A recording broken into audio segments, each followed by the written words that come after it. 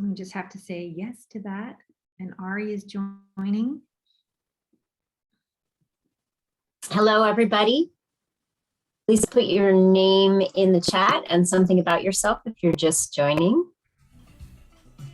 And you are in the right place. You are at the Climate Reality Chapter meeting meetup, and we're featuring CalRecycle. Mallory Burden is here with us tonight. And we are also going to, after the presentation, we are going to talk about some really big wins that happened in Orange County, as well as some other action updates.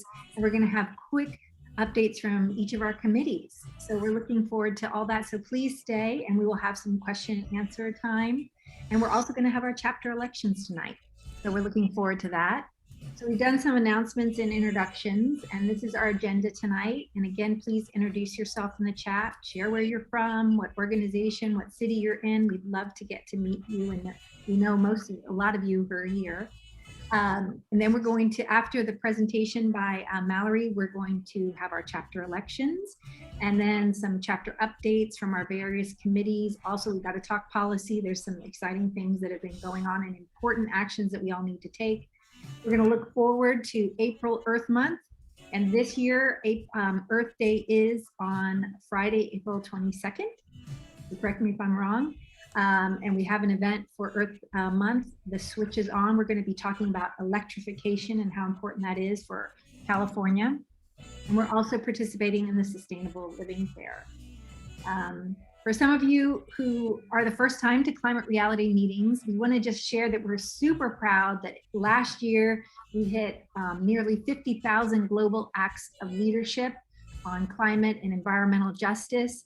And I bet a lot of us haven't even logged all the actions, but of those 1,100, we're very close to actually 1,200 now, were from our chapter, and I think most of them were from Margot. So no, I'm just, but Margot's very good about logging them, and she is co-chair of our chapter and inspires me every day, just like Linda Kramer. We're also going to talk about some big votes in Orange County for renewable energy. And last year we did 21 environmental webinars. So that was pretty great record for us. One of ours, we had like 176 attendees, which was really awesome. We did 30 presentations for schools and groups, and we give them for free. So if you would like a presentation based on the Oscar-winning Inconvenient Truth documentary, we are happy to do that. And I'm happy to report I was just called by May Kim, a high schooler at University High in Irvine, to present to their environmental club. So we're very excited that, and that came out of the event that Tula joined us on with the city of Irvine on Monday night. We also presented to 12 of Sony's offices, including PlayStation. We have worked with cities to pass climate resolutions, and we would love you to join a committee. We also have Climate in the Classroom curriculum that we're going to talk to you about. And here we are doing an art project in Santa Ana Magnolia School. So, and we also have done events for educators as well. And we have a One World podcast, and you can find it on Spotify and Apple. And we're proud to say that we are a partner of Cool Irvine as well.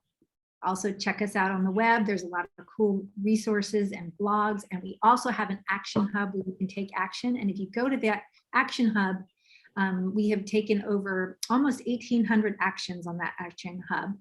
And you can see the temperature, the global temperature right now at this second. When we first put it up, it was at 1.237 Celsius degrees. And as of tonight is at 1.245 Celsius. So you can see right from the University of Oxford in real time what our planet temperature is. And so that's a really important thing to track. Now that doesn't mean that just our town is going to go up 1.2 Celsius. What it means for us here in Orange County could be 10, 20, 30 degrees over our lifetime. So we really want to work on implementing the solutions we have right now to reduce emissions, because we have those solutions. Now I'd like to hand it over to Jocelyn, who is the co-chair of our Sustainable Living Committee, to go ahead and do our land blessing. Thank you, Jocelyn. Absolutely. Hi, everyone. So as we all know, the lands of Orange County have been inhabited by people groups long before we came along. And like Indigenous peoples the world over who have lived close to the land and in harmony with it, the Native groups who have called this their home too, and have lived all over the hills, plains, and coasts of Orange County have also striven to walk lightly upon the land. So we wanted to take a moment to acknowledge and appreciate our land and those people groups still living and thriving here today. The Tongva, the Keech or Gabrieleño Band of Mission Indians, and the Ahashiman, the Luiseño Nations, also known as the Juaneño Band of Mission Indians, who all still live and thrive here today. Like them, may we too recognize our interconnectedness with the earth. And now I'll turn it back over to you, Chapter Co-Chair Tristan Miller-Mancy. Yes, I'm the vice chair, but sometimes I feel like the co-chair. So we all wear many hats, right, Linda? Linda's our beautiful co-chair. I'd like to hand it over to our policy chair tonight, Lisa Swanson, who has been instrumental in bringing our speaker here tonight. Lisa, go ahead. Thank you very much. And so the idea for this talk originated with our Sustainable Living Committee. This is an important topic for all of us to consider on how we manage our food waste and other organic waste. So I am super excited to introduce Mallory Burden from CalRecycle, and she holds a Master's of Science degree in engineering from USC, and she's been with CalRecycle for over 9 years. She works in the local assistance and market development division, where she assists stakeholders at all levels achieve their waste and recycling goals in cities located in Southern Orange County. She also volunteers with the Algelita Marine Research and Education Program and the Harvest Club of Orange County, which gathers excess fruit and vegetables from the backyards in Orange County. So without further ado, I'd like to welcome Mallory Burden. Thank you, Mallory. I'm going to bring your PowerPoint up here. Everybody see that? We're talking about SB 1383. Go ahead, Mallory. Thank you. All right. Can you hear me all right? Absolutely. Fantastic. Well, thank you so much. I'm so excited to be here and get this opportunity to speak with you all tonight. Like it was said in the introduction, I'm going to focus on SB 1383. And SB 1383, it was voted into law back in 2016 and is the most significant waste reduction mandate to be adopted in California in the last 30 years. It has significant policy and legal implications for the state and for our local governments. SB 1383 establishes a statewide target, and it's not just a city organic waste recycling target, it's a statewide target. So given that it is a statewide target, and it's not just for our cities and counties, the regulation requires a more robust approach than we've seen with our previous waste laws. And CalRecycle is required to adopt regulations that impose requirements necessary to achieve these statewide targets. And this makes the regulation more similar to other environmental quality regulations, where regulated entities are required to implement specific actions rather than achieve goals. So a quick overview of my presentation tonight. I'll be going over the background and context of SB 1383 and why California passed this law, as well as the specific SB 1383 requirements. We'll talk a little bit about what SB 1383 requires of our local governments and some common practices that we're seeing here, specifically in Orange County. Next slide, thank you. Perfect. Okay, so when we're talking about organic waste for the purposes of SB 1383, we're talking about materials such as green waste, wood waste, food waste, but also fibers such as paper and cardboard. And organic waste comprises over half of our waste stream right now.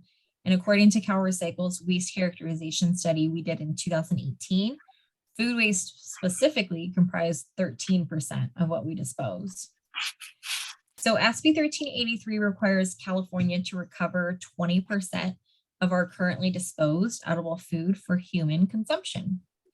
We currently don't know how much of the food waste stream is actually donatable, but CalRecycle conducted a waste characterization study to take a closer look at our food waste stream. Once the results come in, this study will help us determine how much edible food waste is landfilled on average throughout the state. But what we do know is that before the pandemic, 1 in 5 children in California were going to bed hungry every night. I know since the pandemic, that's doubled. And so redirecting perfectly edible food that is currently being disposed to feed those in need can help alleviate this. And for every 2.5 tons of food rescued, that's the equivalent of taking 1 car off the road for a year. Recovering 1 ton of edible food could provide more than 1,600 meals to hungry people. Next slide, please. So most of you in this group probably know all of this, but I'll just point it out anyways. Landfilling organic waste leads to the anaerobic breakdown of this material, which creates methane. And landfills are responsible for 21% of the state's methane emissions. Landfills are the 3rd largest producer of methane in the state. And a more recent research article actually said that landfills were the largest producer of methane in the state. Of course, methane is 84 times more potent than carbon dioxide over a 20-year horizon. And climate change may seem like a distant problem to some, but there are other more localized environmental impacts associated with landfilling of organic waste that have immediate negative impacts on our communities now. So landfilling organic waste is a significant source of local air quality pollutants like NOx and particulate matter 2.5. These pollutants have an immediate negative impact on the air of our communities and can cause respiratory issues and hospitalizations. So diverting organic waste to recycling can significantly reduce these local air quality emissions and the associated negative impacts.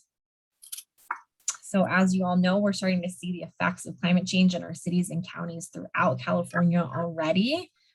And we should not underestimate the cost of these climate change impacts. The state and communities are spending billions fighting wildfires, removing debris and rebuilding homes. That means we're paying for the effects of climate change today. So the financial and public health impacts are already here, and we need to take action to mitigate climate change now. So that is why the state enacted SB 1383, which is designed to reduce the global warming gases like methane, which are the most potent and are short-lived. So SB 1383 is a fast track to fighting climate change. Reducing this gas now through actions like organic waste recycling will significantly reduce emissions and will reduce the impacts of climate change in our lifetime. Next slide, please. So a quick overview of SB 1383. It establishes very aggressive organic waste reduction targets, and it builds off of a previous law we had called AB 1826, or Mandatory Commercial Organics Recycling. And jurisdictions have been implementing that law since 2016. So SB 1383 builds off of that. And it requires that Californians reduce organic waste disposal by 50% by 2020 and 75% by 2025. Additionally, as part of the disposal reduction targets, the legislature directed CalRecycle to increase the edible food recovery by 20% by 2025. And that food recovery goal is actually unique in the world. This is the first time this type of thing has been tried. All right, next slide. So jurisdictions are going to be required to adequately resource all of these different programs. So I'll go through a couple of them just so that you guys have a better understanding of what's expected. So first off, cities and counties will need to provide mandatory organic waste curbside collection services to all of the residents and all of the businesses. So this means for all organic waste, including green waste, wood waste, food waste, manure, fibers, etc. The containers also have prescribed colors. So all of our All of our containers throughout the state will start to be the same color. And there are container labeling and contamination monitoring requirements. So second, they'll also have to establish an edible food recovery program for certain commercial edible food generators. And this means ensuring that there are edible food recovery organizations that have enough capacity to take all of the food. And this may even entail providing funding to ensure that there is adequate capacity and collection services to collect that food. Third, they'll need to conduct education and outreach to all of these waste generators.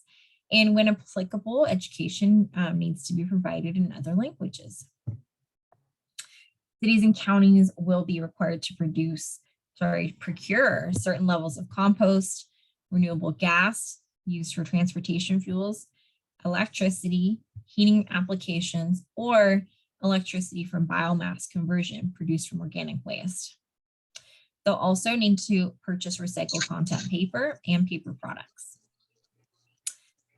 Fifth, they need to plan and secure access for recycling and edible food recovery capacity. So all the cities will be working with the county to ensure that there's enough locations for all this new recovered organics to be processed and recovered. They'll also be required to monitor compliance and conduct enforcement. Monitoring and education begins in 2022, and then enforcement actions can start in January 1 of 2024. Lastly, they'll need to adopt an ordinance or some sort of similarly enforceable mechanism that is consistent with the regulatory requirements prior to 2022. Next slide, please. So the most basic element of the regulation is that jurisdictions are required to provide a mandatory organic waste curbside collection service to each of their residents and businesses. And then the regulations also require all residents and businesses to use an organic waste recycling service that meets the regulatory requirements. So like I said, jurisdictions have to have that enforceable requirements, and they also need these enforceable requirements on their waste haulers to collect the organic waste from the cities and counties.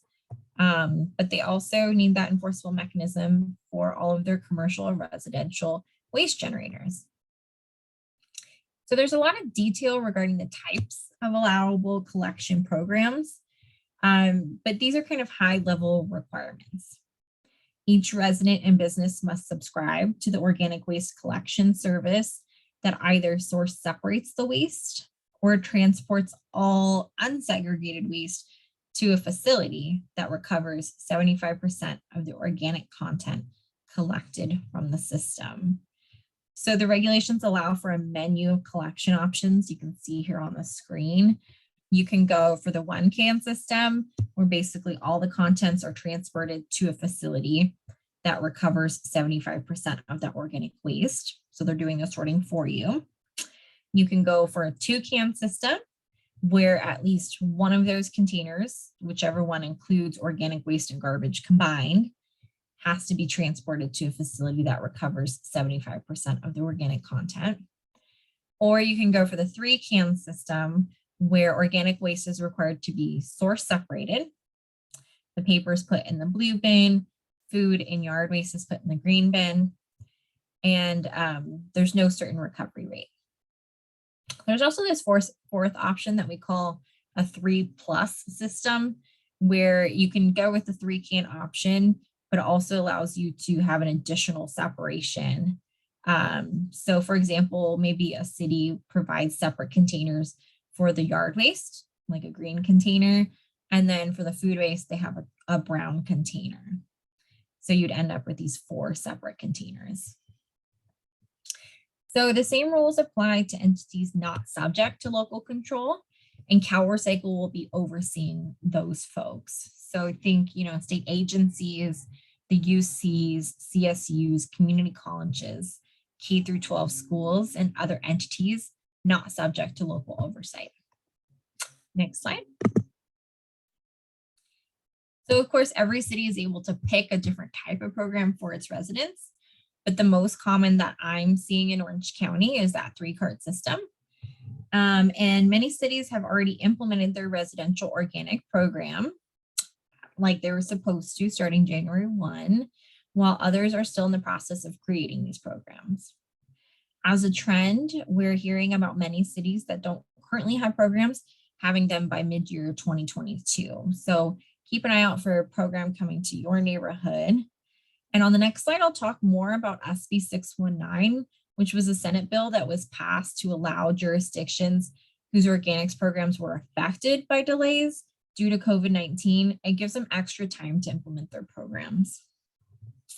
All right, can you back one slide? Oh, perfect, thank you.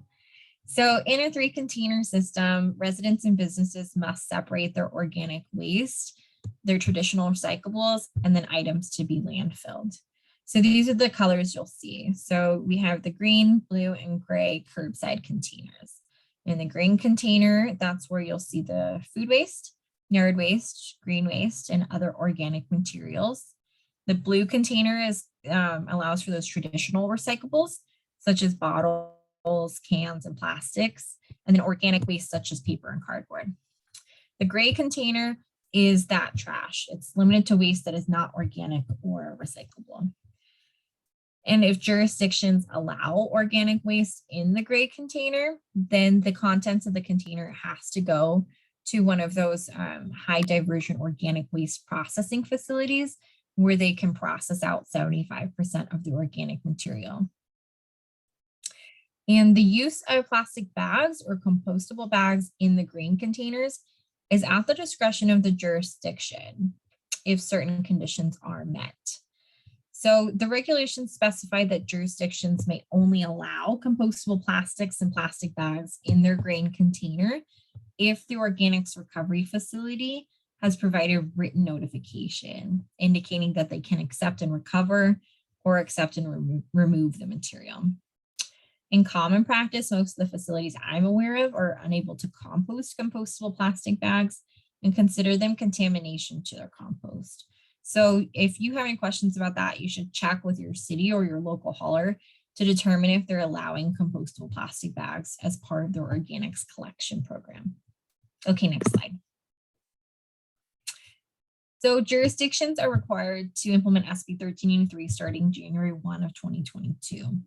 But as jurisdictions were preparing to implement the law, many local governments were facing challenges due to the COVID-19 pandemic. In response, Governor Newsom signed SB 619, which supports local governments as they design and implement successful organic waste recycling programs. The law authorizes CalRecycle to waive civil penalties if a jurisdiction submits a notification of intent to comply for some or all of the regulatory requirements and successfully implements a plan to correct their violations. Jurisdictions that are unable to fully implement the regulations due to COVID-19 had to submit to CalRecycle a notice of intent to comply by March 1st. Recently. And CalRecycle could waive civil penalties for violations if the local jurisdiction implements the actions proposed in the notification. Of course, if a local jurisdiction fails to adhere to the proposed actions and schedule, then CalRecycle can revoke its approval and impose administrative civil penalties for violations. Next slide, please. Thank you. So by January 1, 2022, jurisdictions are required to have an enforcement mechanism or ordinance in place, but they're not required to enforce until 2024. So from January 2022 to December 2023, jurisdictions are identifying regulated entities that are in violation and providing educational materials. The focus during these first 2 years really is educating generators with the goal of ensuring every generator has an opportunity to comply before mandatory jurisdiction enforcement comes into effect in 2024. So after January 2024, jurisdictions must take progressive enforcement action against organic waste generators that are not in compliance. And this progressive approach allows for notification to the generator and provides time for the generator to comply before penalties are required to be issued by the jurisdiction. An early robust education program will minimize the amount of future enforcement action needed. Next slide. Here we can see both the available and needed compost, anaerobic digestion, and chip and grind capacity needed to meet the 75% reduction goal by 2025 that's set by SB 1383. There are a number of activities such as source reduction, recycling, composting, in-vessel digestion, community composting, food recovery, biomass, rendering, and animal feed that constitute a reduction in landfill disposal under SB 1383. And the regulations do not dictate which alternatives to landfill disposal must be utilized, and jurisdictions have flexibility to design their programs to utilize landfill alternatives that work best for their community. Jurisdictions throughout the state are currently assessing their organics recycling capacity and planning for additional capacity when needed. Next slide. So in Orange County, I just want to share kind of what I've been seeing happening with our organic material. So we do have some composting facilities nearby. We have 3 new composting locations taking green material located at the Orange County landfills. And they are called the Capistrano Granary, the Bee Canyon Granary, and Valencia Granary. And they're hoping in a few years to be able to update their permit and to be able to start taking food waste too.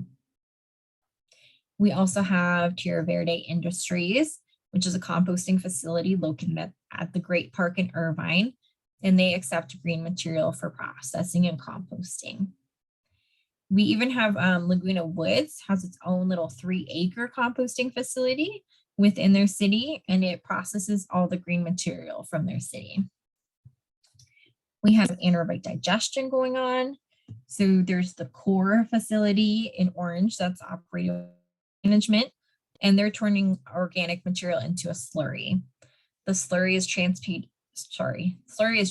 via truck to a wastewater treatment plant in Los Angeles, where they put it into an anaerobic digester there along with the waste from the wastewater treatment plant, and that creates energy. We have the CR&R anaerobic digestion facility out in Paris. That's the largest of its kind west of the Mississippi. And again, they're processing material to create energy. Other Orange County waste haulers are hauling material to Los Angeles's Puente Hills material recovery facility, where material is turned into a slurry, trucked to a Los Angeles wastewater treatment plant, and then co-digested with the sewage sludge from the wastewater treatment plant to create energy. Other options that could be happening in Orange County are community composting. We have a community composting for green spaces grant program right now. And the purpose of this competitive grant is to provide funding from the greenhouse operating these small scale composting programs in green spaces within disadvantaged and low income communities, and to increase the capacity of those composting programs. Next, please. So this is my last night. If you are interested in learning more about SB 1383, we have many web pages. You can see the second link here directs you to our main SB 1383 web page, which uses that acronym of SLCP, or short-lived climate pollutants. At the top there, I wanted to point out that next week is Food Waste Action Week. So take a look at that link, and you can find some tips on what individuals can do to limit your food waste. And of course, my contact information is at the bottom if you want to contact me and ask me any questions. All right, thank you very much. Thanks very much, Mallory. That was really great. Very informative. I'm going to go through the chat and see if there's any questions, but I did see one right away. There seems to be a lot of interest in Harvest Club in Orange County. And if you could tell us a little bit more about that, if they're looking for volunteers, if it's still going during COVID, what's going on? Yeah, no, that's a great question. So I haven't gotten to volunteer over the last couple of months because I'm 8 months pregnant now, but so I haven't gotten out there. I'm not sure if they're looking for volunteers right now or if they're still going, but I can tell you from my experience that it's an amazing group to work with. They have volunteer opportunities throughout Orange County to go gleaning and picking fruit off trees. It's a really easy thing to do, and it's very beneficial to the community. And they set the whole thing up. You just gotta volunteer and show up with your work gloves and pick fruit for an hour or two. It's really fun. So I'll try to get you guys some more information and see if I can get an update on how things are going over there. Okay, here's another question. What methods and forums is CalRecycle using to educate the public about the requirements of the law? Yeah, great question. So the requirements mostly fall on the cities and counties to do the education, especially because all of these local programs could look different, right? So we want to give all of the residents and businesses very specific information to what their program will exactly look like. But CalRecycle actually has also hired a contractor, and we're creating a statewide education campaign. So we're working on that right now to try to figure out what type of content to get out to folks. But you might see it on billboards and, on the radio and in TV commercials sometime soon. So keep your eye out for that. Great, thanks. And do you know cities which are actively engaged in, in providing education and information themselves? I know living in Huntington Beach that they are not. I asked that question, and the reason I'm asking that question is we would like to be able to provide resources as a chapter to people as they're asking. And I have had people specifically ask so many questions, like if you're a business and you want to give your food away, who are local groups that might be able to help you with that? Or if you're a resident and you want to compost more, how do you get good composting containers? I put the city of Santa Monica's link in there because they offer 4 different things you can buy from the city, lower cost. They offer a lot of resources for residents and businesses. So I was just curious if you know any particular cities that you think are sort of doing some good things where people could just check out their city website and learn some information.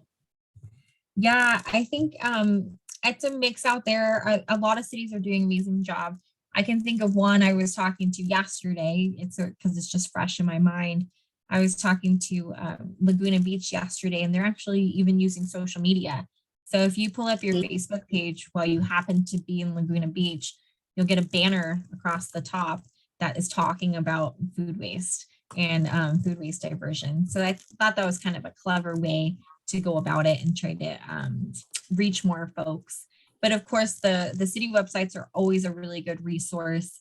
Like I said, some of the cities are a little behind, still trying to figure out these programs with the delays they had with the pandemic. But some city websites are really amazing. And especially one of the requirements for SB 1383 is they have to have a list of local resources where you can donate edible food.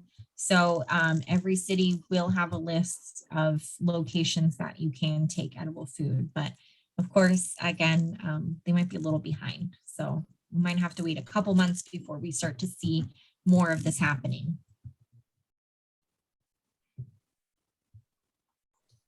Okay, Betty, do you want to ask your question that you put in the chat, or Betsy? Yay, Betsy. Hi, Linda. Hi, real champion. Oh, So hi, so I'm a restaurant owner and I have tried to stay ahead of this and do the right thing. And so January 1st, we started separating things 3 ways, but we're putting our organic waste in still in regular plastic bags, although we now have a green, compost container at our shopping center to put them in. It just seems sort of, I just wonder if the waste haulers are actually pouring our garbage out of our plastic bags and sending it off to be composted. Yeah, that's a great question. So it's really going to depend on, which city you're located in, who the waste hauler is, and that sort of thing. Because depending on where the waste hauler is taking that material. Right. Well, I'm in Costa Mesa, and I think our waste hauler is CR&R. I'm not sure. Is it? Yeah. So Costa Mesa Or is, Republic. Okay. Actually, yeah. Costa Mesa is one of those cities that is open market. So they right. have multiple commercial waste haulers. So Right. it could be either of those. In my shopping center, I think it's Republic.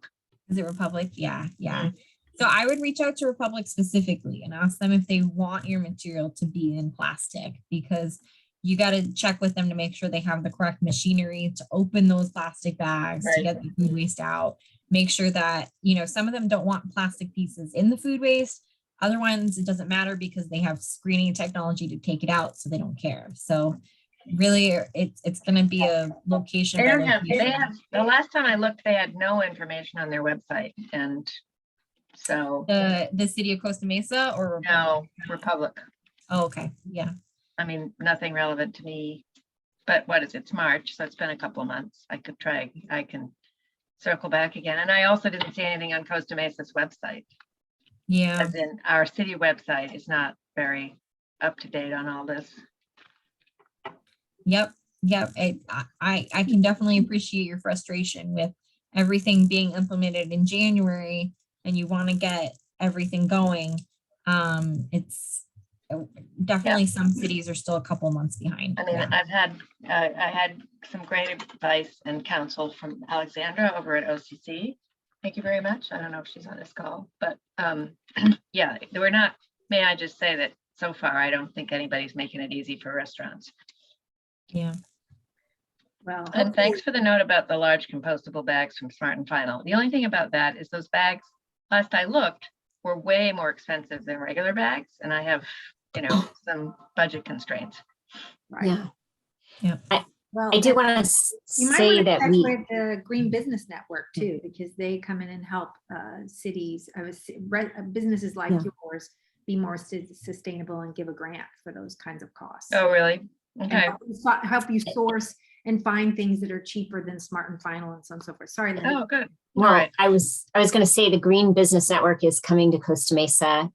Salem Afwerki, who's our sustainability manager in Costa Mesa, announced that.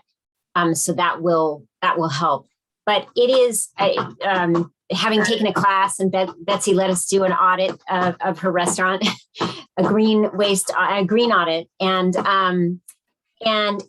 there is the struggle for small businesses, and it really is. That's why, as a chapter, we really want to gather the resources and be able to share them over time. So please, if anybody finds a really great resource for businesses, for residents, for anyone, please email us at climaterealityprojectoc@gmail.com.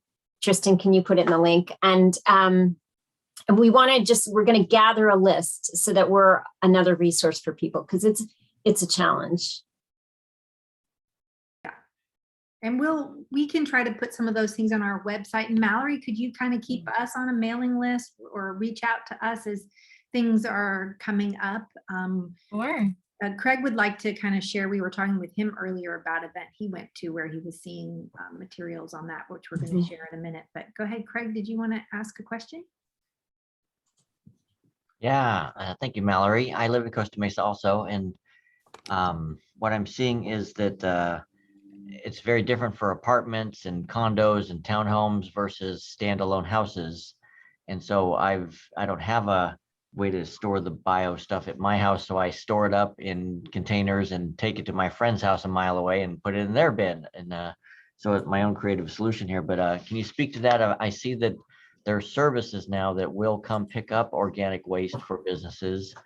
One called Orange Composting. And so can you speak to that? What do you recommend people do with it or in apartments or townhomes? Yeah, so SB 1383 does apply to people that live in apartments or townhomes. So you should have some sort of program at your multifamily complex. If you don't now, then it will be coming. So in the meantime, I love your creative solution. I think that's great. But do recognize that this law does apply to every human being at every location in the entire state of California. So this will be everywhere you live and everywhere you work and everywhere you go to school. So it will be coming soon. Be a little bit careful about some of those groups that will come and collect your material for you. City governments have franchise agreements with certain waste haulers. So they probably, that one you've mentioned, I haven't heard of having a permit or agreement with anyone in Orange County. So if you start a program with them and you're paying for them to come and pick it up, most likely at some point the city will get wind of it and tell you not to. So might be better to wait until you hear from their official city waste hauler. And let's see, you mentioned right at the end of your slideshow about short-lived something. Can you just remind us of that? Was it a website or what it was? Yeah. So the acronym is SLCP, short-lived climate pollutants. That's SB 1383 is deemed the SLCP mandate. So that's the acronym we use. If you go to our website, you'll see we have dozens of web pages now in regards to SB 1383. And the first part of each of those web pages is SLCP. So we have web pages on there for businesses, for cities, for government officials, in regards to edible food donation. If you want to know more about contamination monitoring, or we have a web page on education outreach. So check it out. We have a web page on everything, and we've created many, many model tools for folks too. Great, thank you, Mallory. Tristan, you mentioned, my other thing about, I was at the Newport Beach Public Library last night, and they had a big display of the 3 colored units and a brochure and teaching people about what to put in which bin. So I'm glad Newport Beach is getting the education stuff out there. There it is, right there. Oh, Oh, good. it's exciting. And because education is absolutely key. Yeah. And we want to be part of that. So if more educational materials come down the pike, Mallory, please, let us know. Yeah. And Well, we this is will great. try to be a It's great to source. see. Yeah, one thing I wanted to just share a personal experience. I work in a hospital in Cerritos, and I've been taking as much organic waste after we serve lunch every day home because they just throw it out. At the very beginning of January, they instantly, I'm calling them all the time and saying, you guys are sending too much food and cut down, and they've cut some of it down. But the beginning of January, they cut way down. So instant, because they thought they were going to be charged, right? So they instantly monitored their food. And then when they learned they had a reprieve, I guess they've stopped doing that again. I mean, the impact of the reinforcing the ordinances is so important. And I don't want to wait 2 years because we don't have it. So, part of our messaging is to get those messages out, get those resources out, especially rescuing good edible food that is now going to waste that could be feeding people that are hungry. So, we want to be sharing that information now and making that happen. So thank you for providing the resources you do. We'll keep working to do that as well.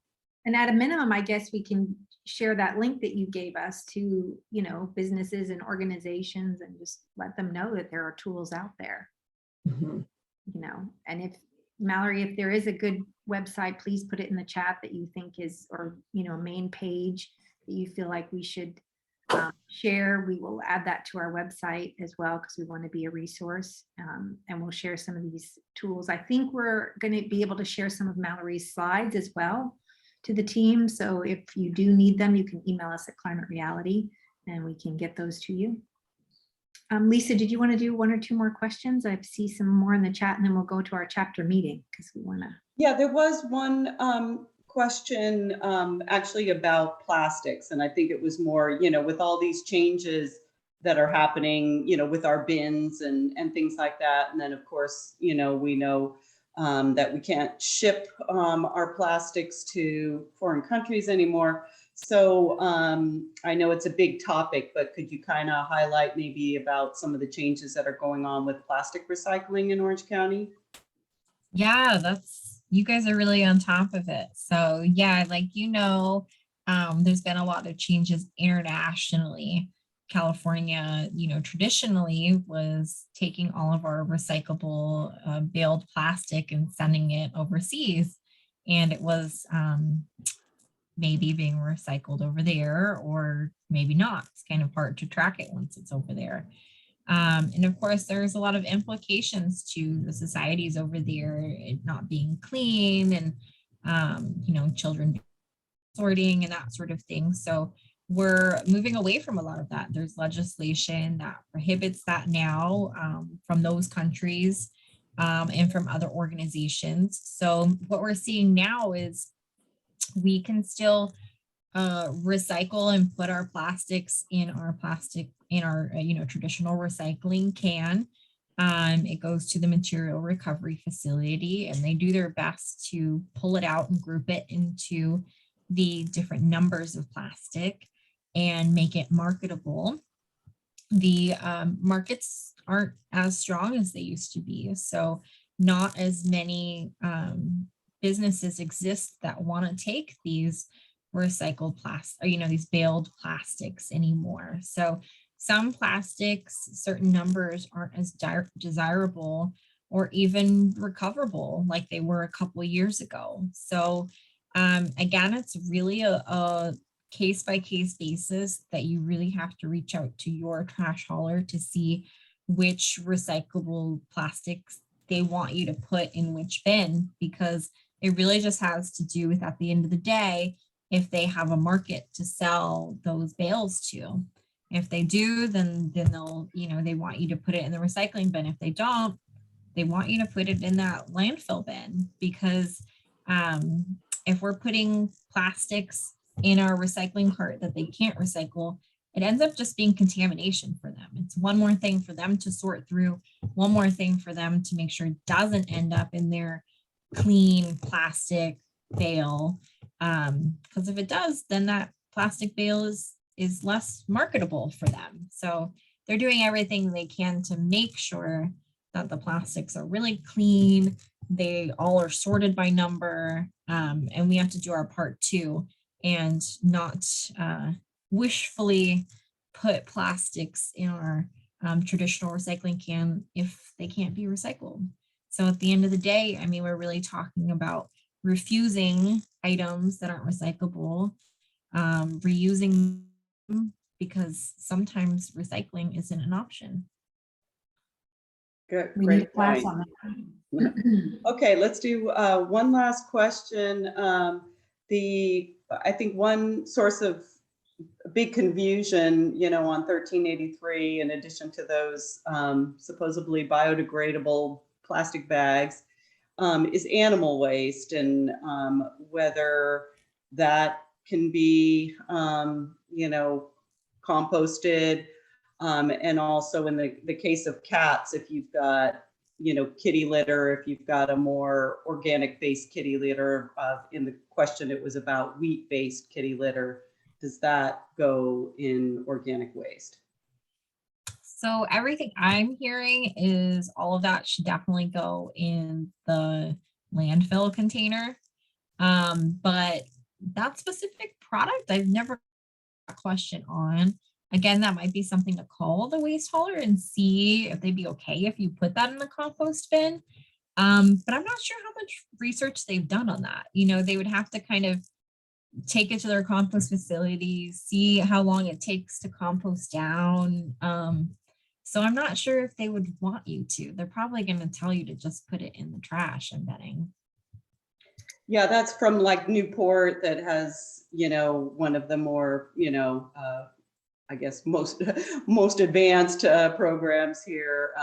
They definitely, there was one early thing that said put animal waste in, and then I noticed in the final version it said no. So Yeah, I haven't seen that in any of the cities. Usually that's a big no-no, put it in the trash. Yeah, there are manure programs. So if you have like a horse or something like that, you can sign up for a whole separate bin that would collect just the manure and maybe like the bedding from horses. So I don't know if that affects anyone on this call, but we do have those programs in Orange County. great. Great. Thank you so much. Thanks everybody for all your great questions. That was a great discussion, and thank you so much, Mallory, for the wonderful presentation. Yeah, Mallory, thank you so much. Please don't leave because we're going to keep going with some fantastic chapter updates. And Mallory, if you see some questions in the chat that you would like to take a moment to stay on and answer them in the chat, that would be really great. Can I suggest we take a picture now? Since while Mallory's still here, Yes, take Mallory, a chapter picture. Here we go. Please turn on your cameras if you could. Tula, Sky, there, yep. And we will grab a photo of all of us with our great smiles and say trees. All right, then I have to do one thing to get it, to save it. All right, I'm gonna send that to you, Linda. All right, now we're gonna do the next page because we have 2 pages. All right, now I'm on Marilyn and Pam and everybody else. If you want to turn on your camera, it's up to you. Susan, I see you. And Linda, cheese. Okay, fantastic. Thank you so much. All right, well, we are going to get on with our chapter updates. I think Mallory will hang out for a few more minutes. Let me take one more because Margot was not on the camera, I think, when I took it. All right, Margot, are you ready? One more time. Oh, and yes, now I see everybody. Fantastic. Here we go. That was worth doing again. All right. So we're done taking pictures now. I do want to put in the chat this Google Doc that is our vote to vote for the chapter leadership, and everybody can vote. Even Mallory can vote if she would like to. We're also voting on the name of Mallory's baby. No, I wish. We're so excited for you. And if you need any help or support, let us know. Run errands. We're 100% there for you because that's a very exciting time. I'm going to go ahead and share our screen so that we can kind of, let me pull that up so that we can actually look at the chapter elections. So here we go.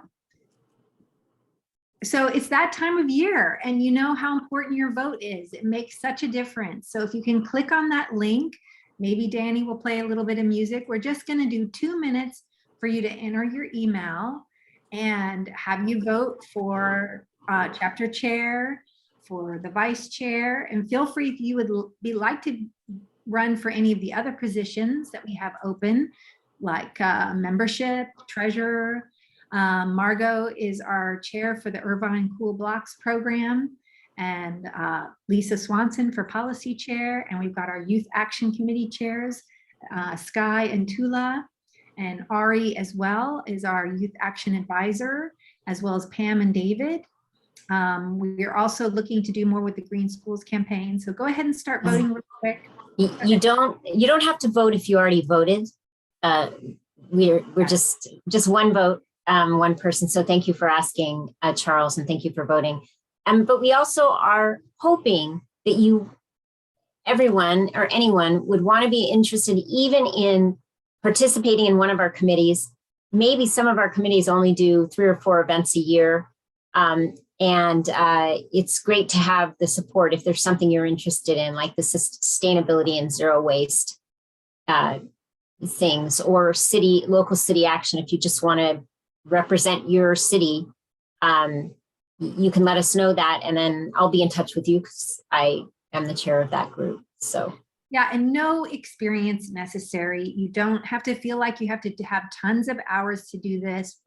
Every minute makes a difference. And we're really at that point, with our planet and what we want to try to do in terms of reducing emissions. So please, just click one of these boxes if you might be interested in any of these committees. It doesn't commit you to having to attend every meeting. It just puts you as part of the team, and you'll be hearing more and more about what we're doing. And you can also share your great ideas. That's what we would love. And I'll just add that if you did vote already, but you didn't click one of those committees, and now you think that you want to be involved with the Sustainable Living Committee and doing more about waste, then just shoot an email, and I will put our chapter email in the chat, and you can just shoot an email and say, I'd like to connect with this committee, and we'll make sure that you do. Absolutely. You can probably enter your email again and then just vote put your interest in for the committee as well. So why don't we get to kind of the various chapter updates. Oh, I don't want to create a breakout room at all. Oops. Thinking I want to create a breakout room. Okay, here we go. And I'm going to share. As you all have known, anybody who has operated Zoom knows it takes a minute to find everything. So we did our voting, so thank you very much. It's really important because we want you to be everybody, we need to be part of the chapter, and this is something that Climate Reality National is asked chapters to do every year, and I think it's really important. So again, here are the various committees that we have. Communications, I am the co-chair along with Natalia, and we work on our website. We help create the emails that reach out to you. So if you get an email, we all worked on that, trying to give you the best information and latest events. We also work on our social media. We're looking to do more and more on environmental justice. It's just too important. We also have a presentations committee so that we can present in the schools and to groups. And also membership, if you have that ability to kind of network and social and reach out to friends and other members, that's a really important role, as well as fundraising, and we're going to get into that. So these are the current committees, and if you're interested in any of those, put it in the chat and we'll be able to reach out to you on that. So now we're going to get into chapter updates, and we're going to start with youth action. So Tula and Sky, if you want to go ahead and start and introduce yourselves. Hi, my name's Sky. As I mentioned earlier, I am currently the co-chair of the Youth Action Team here at Climate Reality Orange County. I was a trained climate reality leader in the summer of 2020 during one of their virtual 2-week programs. And Tula is going to introduce this first slide. Yeah, I can introduce myself quickly too. My name is Tula Larson. I'm a junior in high school at OSHA, as I believe I mentioned earlier. I trained to be a climate reality leader, I believe in November of 2021. But yeah, just to get started, this is just like an overview of what we've been working on lately. We've been working on a curriculum for education for middle and high schoolers, which we'll explain a bit later. We've been working on a partnership with Orange County School of the Arts at their Ignite initiative, where we'll be presenting our work. And that's going to happen Friday, March 11th. We're also going to talk about some of the stuff we've done with our One World podcast. And we've also had a partnership with Representative Larry Agrin in his Invest Our Future meeting. And this was this past Monday, and we got to present to him.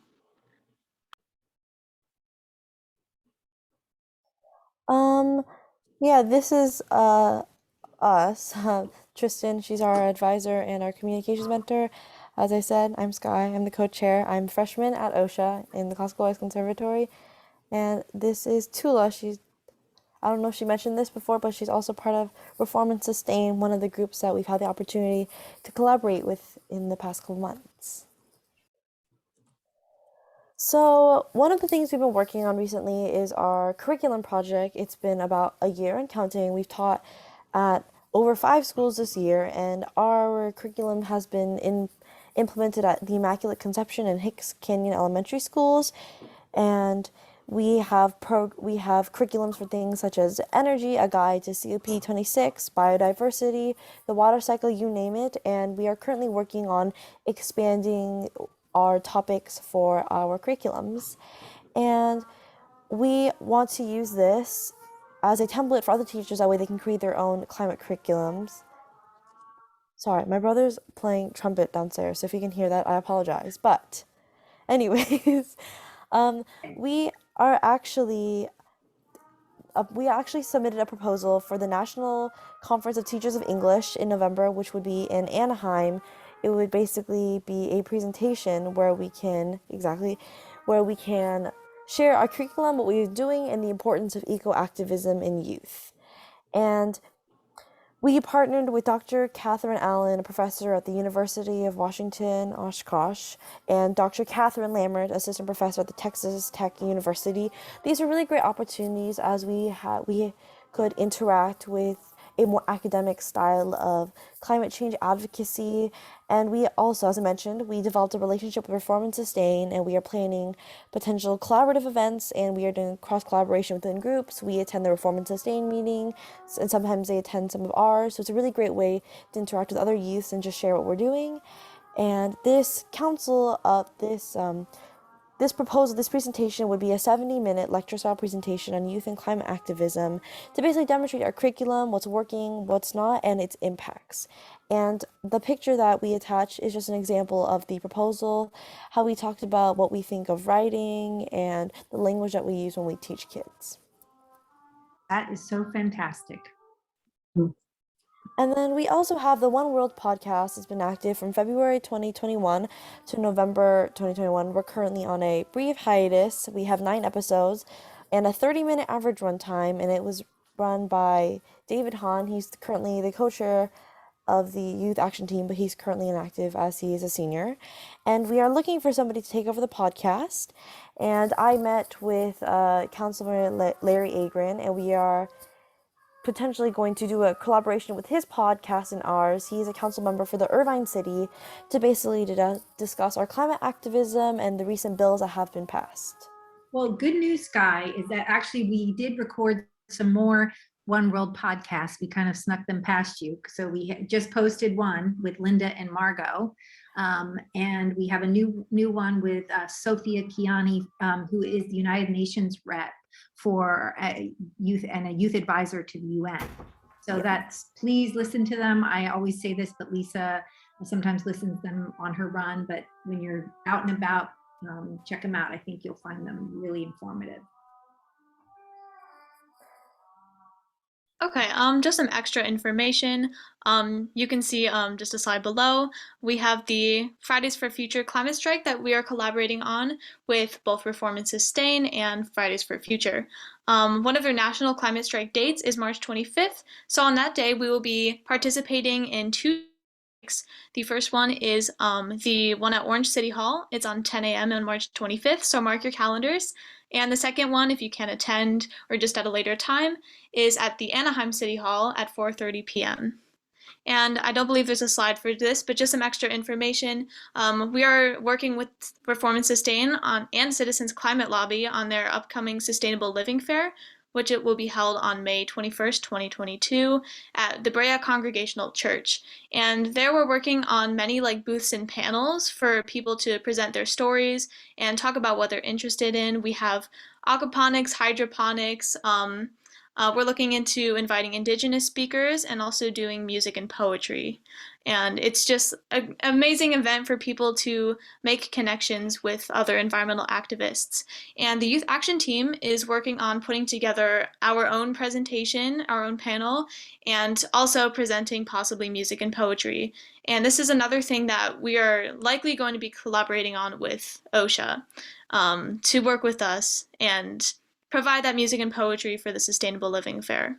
But if you guys have any questions or you're interested in our events, you can shoot an email through Climate Reality Project's email, or you can contact one of us. I'll put my email in the chat, and I'll also put the dates that I mentioned earlier. Fantastic. And I put in the chat, you can go ahead and RSVP now for the Saturday, May 21st for the Sustainable Living Fair. We are going to also have fantastic speakers as well. We're going to be having Climate Reality is going to be speaking there, Sierra Club, hopefully Surfrider, and a fantastic climate environmental professor, Dr. Rochelle Tanner from Chapman University. So we've got a good lineup. And Ari, is there anything you wanted to add? Because you're one of the co-founders of this event as well. I think Tula and Tristan, you did a great job. Basically, we are still planning this event. So if you'd like to get in on the planning as well, just reach out to Tula or myself and we'll add you to the kind of bi-weekly planning we do on Wednesday evenings. Thanks, everyone. Yeah, thank you. I want to mention that we could, any members of the chapter, it's a great way to help at like a one-day event if you've got a lot going on.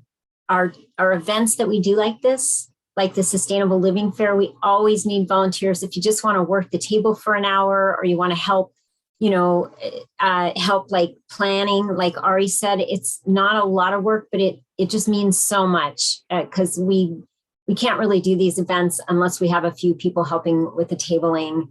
And I'll be talking, when Danny talks about it, the music and art events, we can use some help there too. So little ways you can help. Yeah. And really Linda's going to be speaking there on eco-anxiety and hopefully performing. And we hope Sheila will be performing, maybe with her twin. So it could be interesting. Or not. Or not. She's so busy, but I will be speaking on eco-anxiety and I'm very excited about it. Kristen? Topic true and due to Go mine. ahead, Pam. And Tula, anytime you have to go, it's okay. I think we talked earlier, but if we didn't, the Earth Day event that's held at the Back Bay Conservancy is on again, live this year. So April 23rd, I've already reserved one table and I can certainly go back and ask for a second one, or we might team up. I don't know if we'd want to do this though. I've reserved a table to do voter registration for Newport Beach Women's Dem Club. So that's a whole different topic, but we could be side by side, certainly. And I know they are looking for table sponsors, I should say. Absolutely. And it's $35. It's almost nothing. And we got great participation. I think it was 3 years ago, Linda, that we did it. Yeah, it was great. Yeah. Before Tula goes, I just want to make sure there aren't any questions. Are there any questions for our youth action team? I mean, bravo, you guys, for all that amazing. Oh work. my gosh. It's making a huge difference. Any questions? And we hope that you're going to come speak at the event too. Sustainable Living Fair. Margot, go ahead. You got to mute yourself. Here, I'll unmute you. And it didn't want to unmute. Tula, I just wanted to let you know, and Sky too, that I spoke with the acting chapters coordinator for Climate Reality, who's also the regional coordinator for the Coast. And she told me that LA chapter youth group is looking at developing curriculum, and she asked if you might be able to share what you've already done so that they're not starting from scratch, and maybe the two groups could work together. And it would just expand your capacity to build curriculum. Yeah, that would be awesome. Thank you for that. I'll reach out to them. Can you send me their email possibly? I will. I don't have their email, but I have Joan Claire's email and I can get. Well, we can So, get it because, yeah. you know, we just were reached out. They want to do a One World podcast interview. Great. So we can get you guys connected. And the LA chapter just helped pass a climate literacy resolution. So Yeah, that's also learn more about that as well. Oh yeah, that sounds great. Yeah, thank you so much. Yeah, so just if you could attach. Yeah, Margot and I, remind me, Margot. Yep, we'll get it. Sure. All right, well, we want to have Linda quickly give us an update on the City Action Community Choice Team, and we've got a couple more updates and then we're done. Yeah. I want to say, I want to invite anybody that's interested to get on my list for City Climate Action I have a once a month meeting, and sometimes I send out notices if we need people to write emails. And it's so important. We had a great meeting this morning. We talked about city climate action plans and several people that really want action in their cities: Newport Beach, Costa Mesa, Santa Ana, Laguna Beach. And so it's real easy. Just email me. You can email us at our Climate Reality email, but I'm also going to put my email in the chat right now.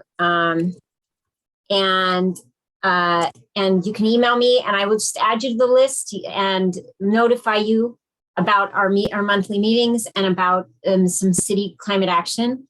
And I do, Tristan, you can give me the next slide. I want to take the time to say a special thank you, because we just spent an exhausting amount of time advocating for 100% renewable winds in Orange County. And, there were multiple groups doing this. Annual Climate Action Campaign did a lot of work on this too. Our team, when I reached out to the team, I was so thankful and grateful for all the help we had. And we tended to do a lot of individual meetings with city council members and the board, OCPA board. And I always like to bring people from the various cities, or sometimes the board or city council members would say, we need more businesses support. And so I would put out requests for help in contacting businesses, and people just stepped up so much. And I wanted to just put the names of people that really, time and time again, just really stepped up and helped make this happen. And a special acknowledgement to Michelle Ellison too, of Green by Default, who's in Los Angeles. I had contacted her. She immediately got involved. She attended, I am not kidding, not less than 20 meetings between myself or council members. And after she met with council members, she would follow up with them 2 or 3 times to make sure they had all the information they needed. And she has a request. She's trying to get all cities that are in CCAs to do this. And in Los Angeles and San Diego and anywhere where there's a community choice agency. So if you could please visit that website, which is greenbydefault.org, and I'll put that in the chat. But I also wanted to just mention and put our blog in the chat.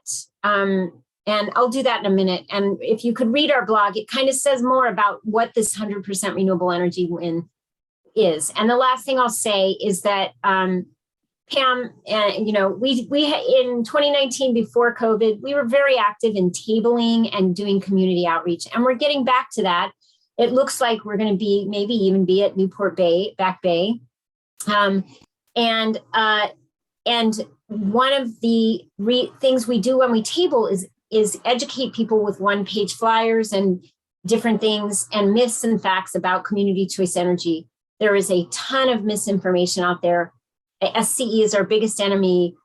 No matter what's going on with the current CCA, we really need to educate people on the facts. And so, that's our next step, to get out and educate the community again. And the picture on the right is from a climate strike we were involved in, and we support the climate strikes, which is coming up March 25th. So please contact me if you want to be involved in the city local level.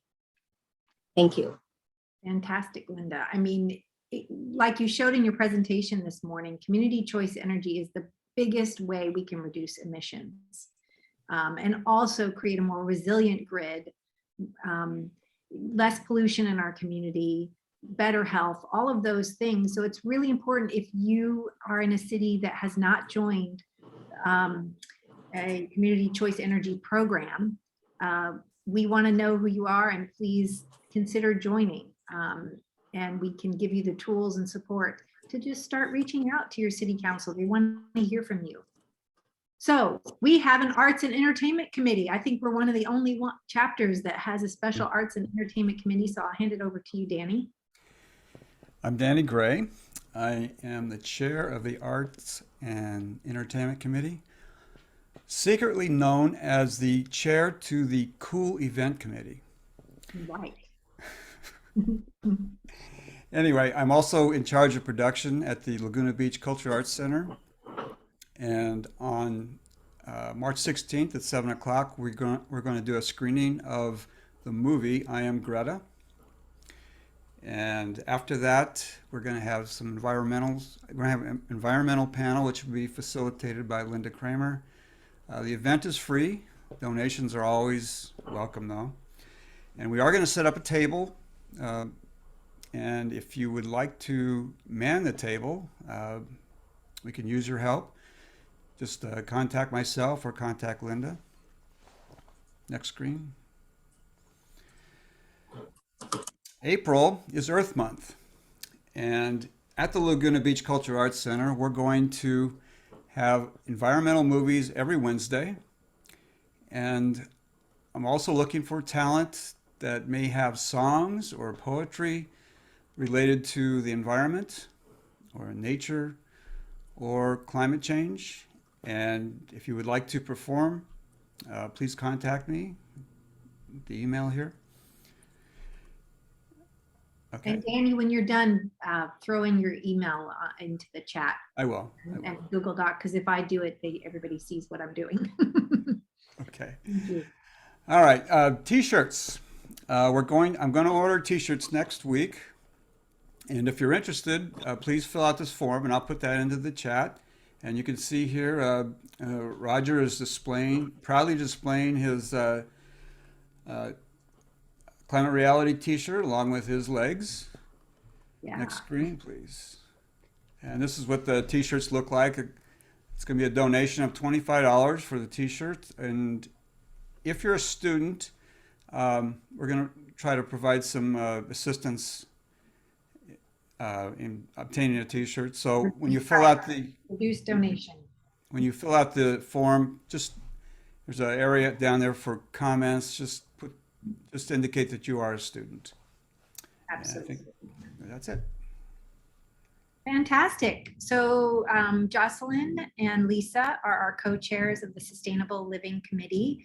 I'm also on that committee as well. And I want to hand it over. Jocelyn, do you guys want to say a few words? Sure. Thank you. Yeah, we are growing at this point, and we're excited to be participating in the planning of this wonderful fair in Brea, the Sustainable Living Fair. So that will be our focus through May.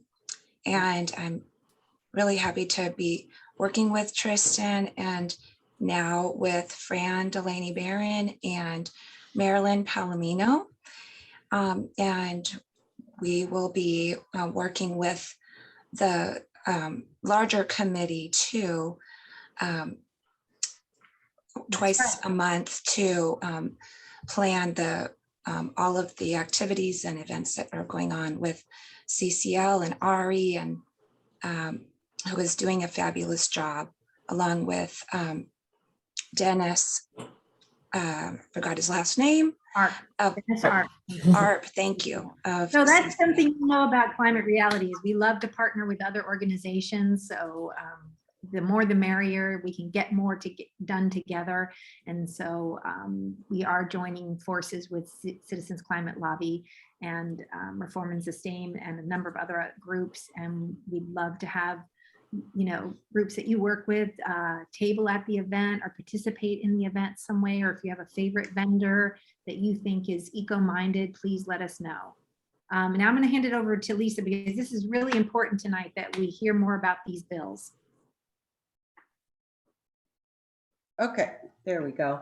All right, well, I don't know how I got put after Danny Gray. It's kind of hard to follow. Policy updates, exciting. And so I'm going to keep this really short. We are at the beginning of our California legislative season. And so all the bills have been introduced. That deadline was back in February. So we're now working with our California coalition, other California chapters to, go through those bills and kind of, pick several that we really want to see get pushed through so we can stir our advocacy there. On the local level, we were asked to come up with a few policy items that are specific to our area and that we kind of wanted to focus in on that are unique for our chapter. So due to the big oil spill last year, that's really highlighted attention on offshore oil drilling. And so we will be watching that very closely. Our state senator, Dave Min, who covers most of Orange County, has introduced SB 952, which would ban offshore oil drilling in California waters. And so you have to get into the specifics about what is regulated on the federal level versus California to really understand that. And then I also wanted to highlight that OC Coastkeeper is sponsoring a platform decommissioning workshop on April 21st. If you want to attend in person, it costs $65. It's in Newport Beach. But if you just want to watch it virtually, I believe it was free. At least it was free when I signed up for that. So I encourage anybody who's interested in that topic. That seems like a really good opportunity to learn more about what we can do to not only ban offshore oil drilling, but what we can do with those platforms that are there. Then very important issue is the Poseidon desalination plant in Huntington Beach. I should say the proposed Poseidon plant. And all climate activists are very interested in this because of its huge carbon footprint. For me, I live less than a mile from this proposed plant, so very important issue for us. I've got the website up there where you can get all of the information. We were gearing up for a March 17th California Coastal Commission. This is the last permitting step that Poseidon needs to go forward with this project. But there has been a huge opposition, and so this hearing now has been postponed for a few months. So, and also the Mobilization Monday webinar series that we put out in a post a couple weeks ago, those are postponed as well. So we'll keep you updated when we have a new date for that. We also put out a lot of information about the Save California Solar, the CPUC regulations that would have added a fee for all residential solar users. That got a huge amount of opposition as well. And so now that proposed regulation is being rewritten, which is great, but we'll keep you posted on that as well. Thanks, Lisa. And all of these issues, we have to be forever vigilant on them, because even though we won kind of an interim victory, we need to stay very focused on these, especially Poseidon as well, because that is going to cost us 4 times more in our water. And other cities that have had a desalination plant found that their water bills went up 4 times, and that's in the thousands of dollars. So it's a really important issue, and also for just the community and the wildlife as well. So I'm glad you're leading the way on that for us, very, very much so.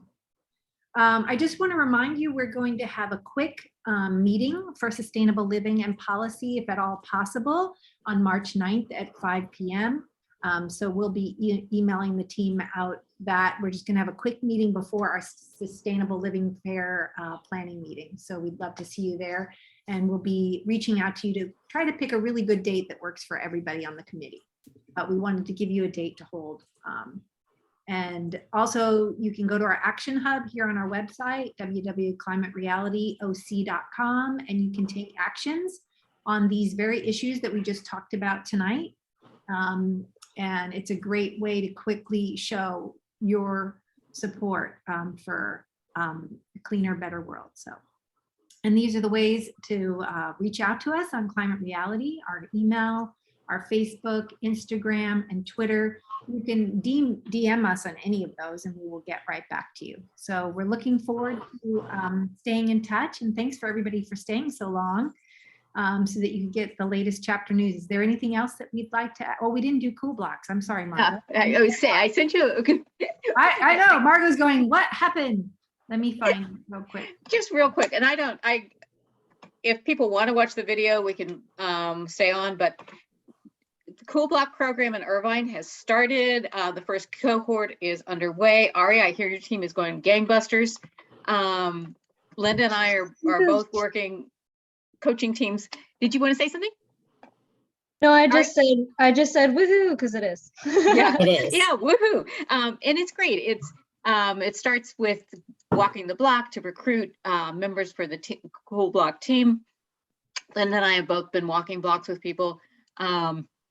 And then an introductory meeting, which is kind of a bonding meeting, and also showing a video to let people know what's involved, and really getting them to get excited about it. Just, from there, also, then there's a meeting of the team to schedule who's going to take which topics. It's about 8 meetings over several months. There's tracking. What I love about it is that it really empowers people, communities and individuals, to move from individual and household actions to making systemic change. So people are always asking us when we give presentations, what can I do as an individual and what difference does it make? And this is a way where you can really see how it's making a difference. The teams build community and resilience. So really fun. Linda and I are both really hoping that as Irvine moves forward, and they are still, you can still sign up to be one of the teams this year, or to help to join one of the teams this year. If you're interested in that, I will put my email in the chat, and you can email me and I'll get you connected with that. But we're hoping that other cities are going to pick this up. So if you're interested, if you don't live in Irvine and you're interested in getting your city to do a pilot, email me about that as well, and we'll connect you with the Empowerment Institute and Cool Blocks program to see how that might happen. This is a 2-year grant that Irvine got with the Cool City Challenge. So I'm guessing there's going to be another grant coming up in 2023. So if you do a pilot next year, you'd be in great position to start working on that grant. And that's it. If people want to stay on and watch I don't know how many people we have left. If you want to stay on, we can show the video. Is it like, I haven't seen it already. It's like 4 minutes or something? It's Yeah, I not think real so. long, but.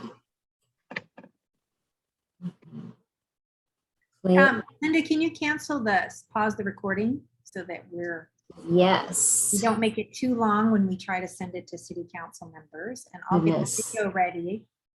I don't have a record button on me anymore. Oh, there it is. Bye. Bye. Bye, everybody. See you later. Ending the recording. Thank you. And we got the chat. Who got the chat?